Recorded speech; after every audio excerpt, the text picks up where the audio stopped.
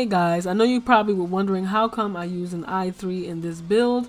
I just wanted to show you the difference between the Ryzen 3100, the Ryzen 3300X, and the Intel i3 that I have, the 10th gen.